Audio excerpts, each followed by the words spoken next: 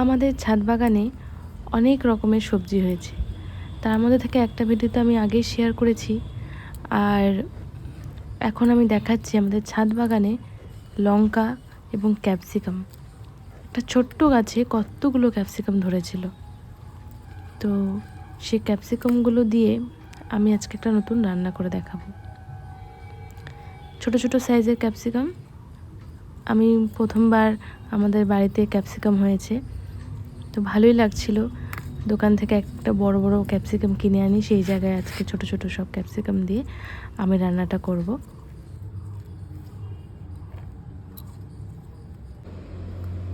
কি সুন্দর এতগুলো ক্যাপসিকাম পেয়েছি, তার মধ্যে থেকে একটা লাল ক্যাপসিকামও হয়েছে।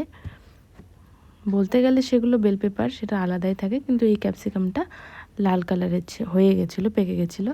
তো সেটা দিয়ে আমি বানিয়েছি চিলি চিকেন।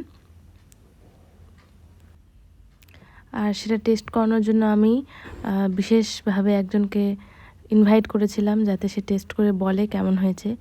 কারণ তার দাবি যে আমি নাকি তাকে আমার বাড়িতে আসলে হোমমেড খাবারই শুধু খাওয়াই। তাই পূজা থেকে নানটা এনেছি, কিন্তু চিলি চিকেনটা বাড়িতেই বানানো। তো সেটা রিভিউ আজকেও দিবে, আর এটা ডিজিটালি প্রুফ থাকলো যে হ্যাঁ, ও আমার বাড়িতে আসলে আমাকে খাওয়াই বলতে মানে দোকানের বা এইসব টাইপের জিনিস, হেলদি জিনিসও খাবে না। তাই এইসব জিনিস বানিয়ে ওকে খাওয়াতে হবে, তবে ওর কাছ থেকে আমি সুনাম পাবো। একদম হোটেলের মতো না, একদম পূজাতে কাজ পাবো তো।